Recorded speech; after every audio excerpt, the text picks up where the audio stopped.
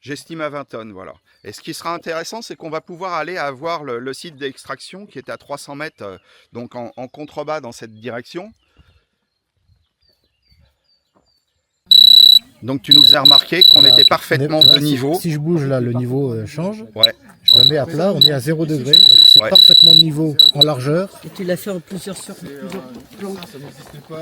Ah oui, Et parfaitement. À 1 degré près. Ouais. Alors qu'on a l'impression sur le terrain, on a l'impression sur le terrain que la table est inclinée, mais c'est dû aussi à la déclivité du terrain. C'est génial, oui, ça je l'avais pas remarqué. Salut, j'arrive. Ouais, mais là on a le contre-jour, mais là tu peux le dire, effectivement, on est à 90 degrés particulier. Tu le vois là? Ouais, on l'a, oui, impeccable, oui. Voilà. Il est parfaitement orienté au lever du soleil à l'équinoxe aux équinoxes, l'équinoxe de printemps et le coucher du soleil à l'équinoxe aussi. Ouais. On s'adresse à bonjour à tous, bonjour.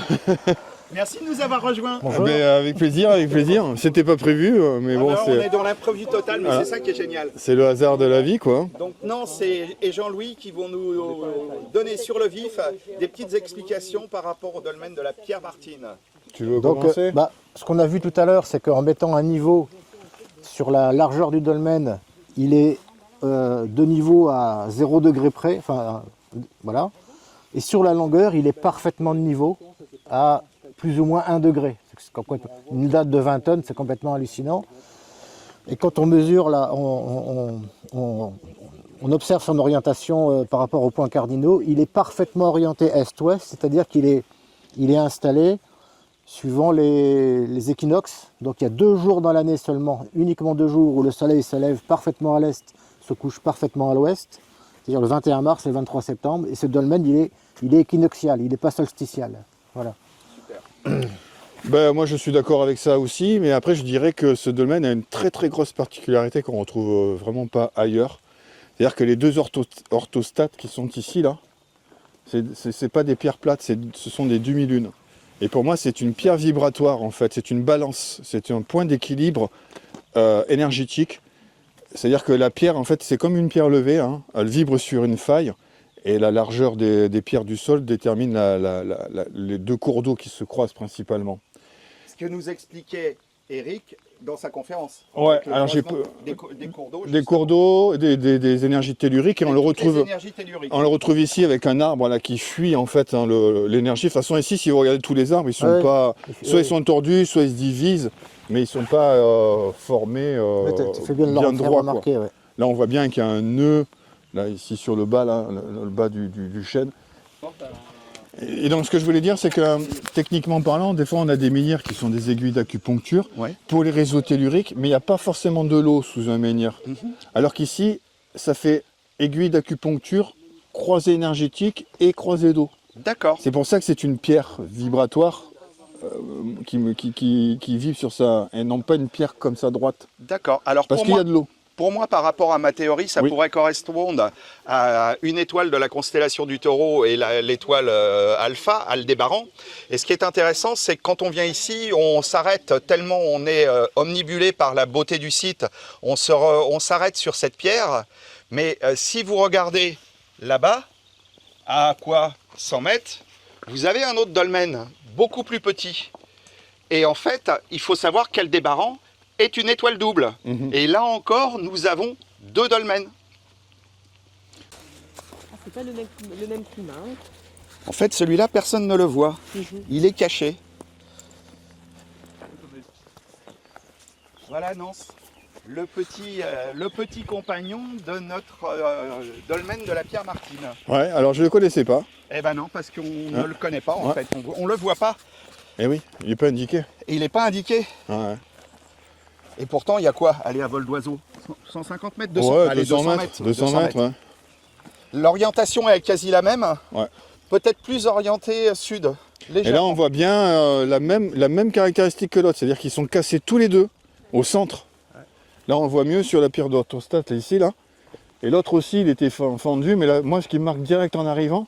C'est les bascules. Non, c'est qu'ils sont cassés tous les 2 à la faille. Il y a une faille centrale. Ah oui.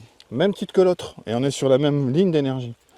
Mais c'est-à-dire que c'est pour ça qu'ils sont particuliers ici peut-être. Voilà, parce qu'ils ont une particularité, ces dolmens, c'est que techniquement parlant, un dolmen, c'est sur une faille est-ouest, à peu près. En fonction des équinoxes, ça change.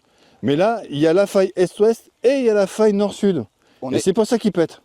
D'accord. Et c'est pour ça qu'ils sont... L'autre, il est en bascule. Parce qu'il y a double faille.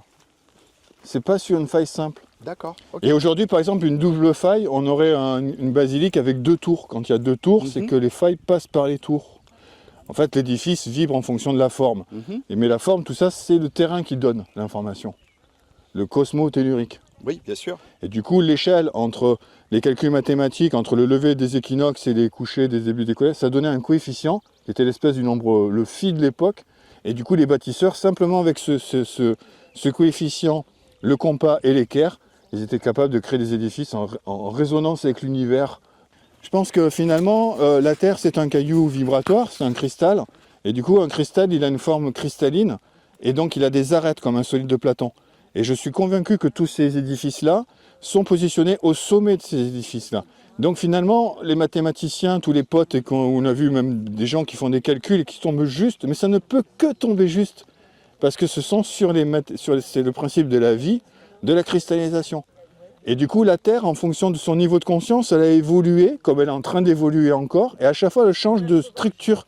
Et quand on se place au sommet, on est forcément sur des racines de 2, des racines de 3, des racines de 4. Ce que nous expliquait Eric et qui a été corroboré par Umberto. Voilà, mais c'est parce que c'est la structure et nous-mêmes, nous sommes des êtres vibratoires et comme on change en structure, enfin en conscience, on change en forme aussi, intérieure.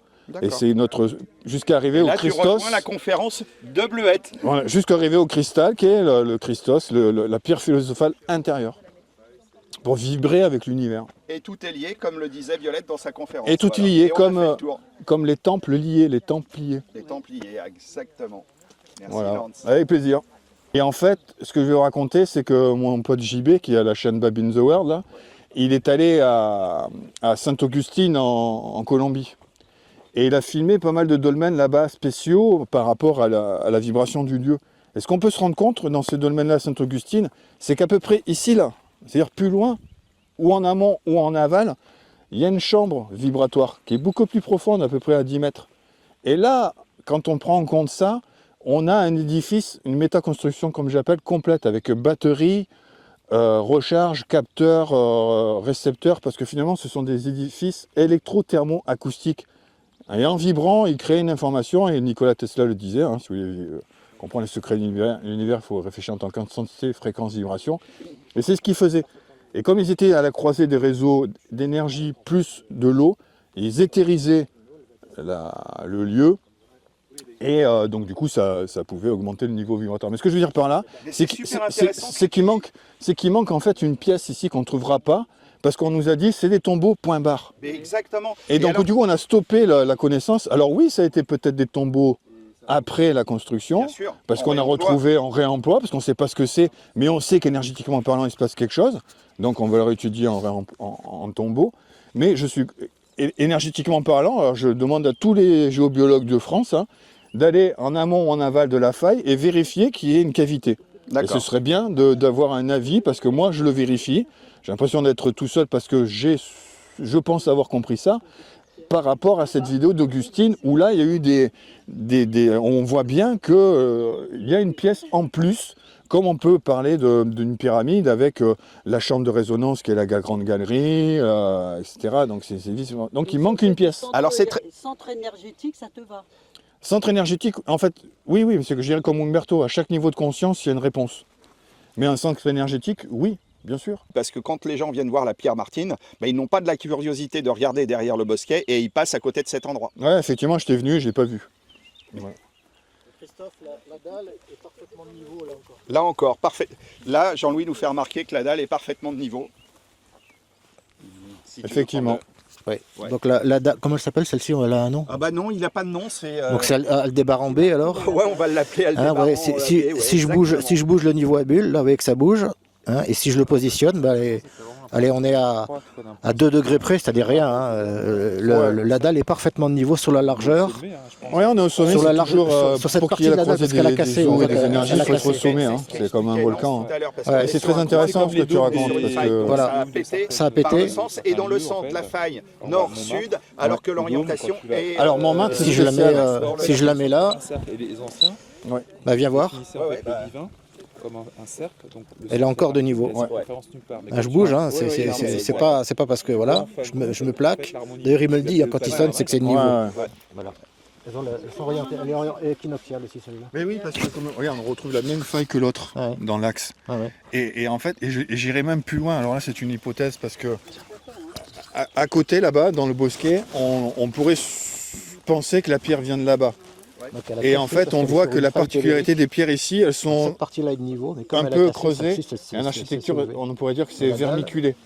Mais quand c'est vermiculé, L'allée couverte, elle est c'est parfaitement pour donner orientée une est-ouest, neutralité donc, dans la c'est pierre. une dalle équinoxiale. hein, et une donc dalle ici, ce serait équinoxiale. super intéressant parce solsticiale. qu'on a une faille dans son sens est-ouest, nord-sud, axiale, équilibrée.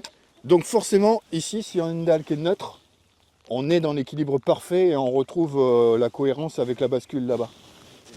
Vous en venez voir le site d'extraction? Allez. Allez, c'est parti. Ah, je l'ai pas, elle est dans mon sac. Là.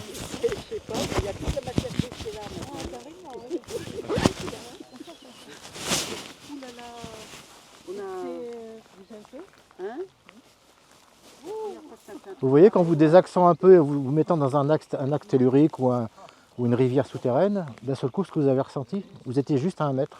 Oh là là. Nausée, vertige et déséquilibre. Nausée, vertige et déséquilibre. Ah oui, oui. J'ai failli Enfin, c'est mon tomber ressenti, hein. complètement. Non, Tu disais non que Non, je dis rien. Moi, non. j'étais attirée complètement.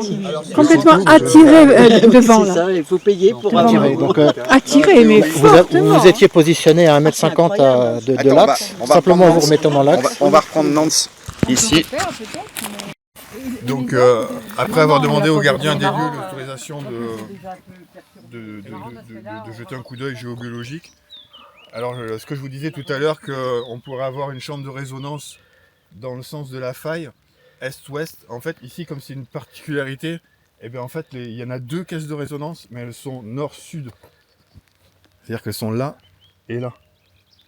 Alors que techniquement si c'est un simple il serait que là. Et là, forcément, on est dans une ceinture vibratoire, la première en fait. Il y a toujours 3 ceintures vibratoires. Oui, donc tu fais bien de le faire remarquer, c'est que la faille, Ouais. enfin, là où ça a cassé, Ouais. c'est parfaitement nord-sud. Et ici, c'est pour ça que je dis que c'est spéciaux. C'est vraiment... ces édifices-là, ils ont été conçus pour équilibrer les énergies.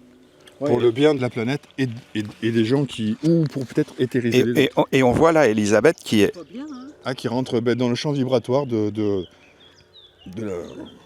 truc. Hein. Parce que là...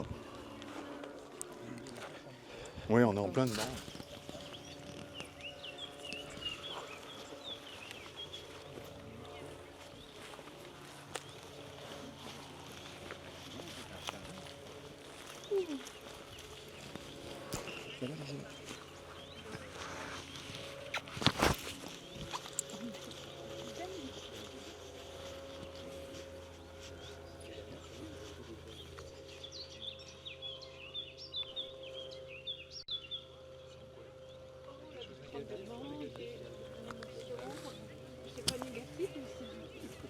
Ah, c'est fort, hein. Oui, en plus vous étiez pile sur la... On va dire une frontière énergétique entre une fréquence et une autre. Il y a des ondes de forme et ça marche toujours par 3. Et donc là c'est la première, c'est là où techniquement parlant le cumulus, elle est fissurée aussi parfaitement est-ouest. Et quand on va à Brocéliande, quand on voit mais quand on va à Brocéliande, la faille, ça sera toujours la fissure. T'as filmé, j'espère. Ça vient pas du carreleur ou du maçon, c'est que c'est à un endroit, ça vibre, et on pourra faire tout ce qu'on voudra, ça pètera tôt ou tard. Donc pour toi, la chambre de résonance, c'est pas dans l'allée couverte, elle est... Ouais, alors ici dans les extrémités, elle est là et là, parce qu'il est double il est spécial. Voilà. Et normalement, la chambre de résonance, Elle est après, elle est là. Disons qu'elle est à l'ouest pour moi, et ici, là, à ce niveau-là. Alors pourquoi il les couvre? Il les couvre pour confiner l'énergie? Parce que c'est toujours une chambre de compression-décompression. Il faut qu'il y ait un yin et un yang, et en fait, là, quand on regarde la polarité des pierres, en fait, quand la lumière rentre là-dedans aux équinoxes, c'est les moments où l'eau change d'état. Et nous voilà donc à 300 mètres en contrebas du dolmen de la Pierre Martine, sur le site d'extraction. Voilà, d'où a été extrait la roche. Et on voit qu'il y en a deux autres qui étaient en préparation.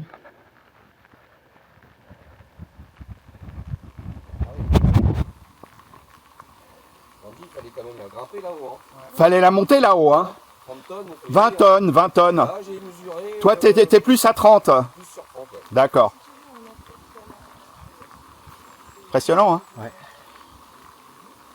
Ça leur a pas posé de problème de constater ou pas, je sais pas si on sait que la dalle de 33 tonnes, d'après Jérôme, elle était parfaitement orientée aux équinoxes, est-ouest, mais parfaitement, c'est à 0 degré près, et qu'elle était parfaitement de niveau sur les deux axes, longueur et largeur. Ouais. En gros, c'est- Non, mais voilà, non, mais c'est voilà, c'est le hasard. Oui, bah, le hasard, ils avaient une chance sur 360 de bien l'orienter Et la finalement, la hein, deuxième en degrés. derrière, Hein. c'est la même. Oui, la deuxième derrière, c'est pareil. Ouais. Ouais. On prend une table. Alors attends. Parce qu'il y a les mêmes là-haut. Oui, tu dis? Donc la table, je sais pas si elle est orientée pareil. Non, elle est pas Non, orientée pareil. elle est comme ça. L'orientation est plus, ouais. Donc là, pareil pour moi. Regarde, là, ça forme une petite rivière. C'est pareil, il y a ce croisement, il y a ce croisement de rivière là. Regardez là. Bien large aussi, pareil, on a un bon mètre là. Qui la croise par le milieu, vraiment dans l'axe. D'accord. Et alors, comme ce qui est en haut, c'est ce qu'on a vu, et comme ce qui est en bas, la rivière elle nous tombe sur la tronche là aujourd'hui. Exactement, voilà. Tout est lié. En fait. Voilà, ici il y a le centre et. Ah, c'est marrant d'avoir l'endroit d'extraction. Eh oui. Ils ont pris une pierre à un endroit où il y a un croisement de rivière et ils ont allé le remettre à un autre endroit où il y a aussi un croisement de rivière. Ah, livré déjà, quoi.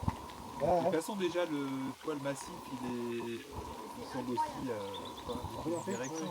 C'est un peu compliqué, mais ça se trouve c'est la même. Hein. On se parle à Minorque. Non, on prend un mineur. On se parle à Minorque, Christophe. Ah, mais grave. Ouais, parce que la team Gros Caillou, la team Gros Caillou de JB est représentée quand même. Ouais, la team Gros Caillou. La New-York, ouais, en plus c'est la même couleur de pierre, tout, on a l'impression de. Il manque que JB. C'est fou. C'est ça, c'est la même.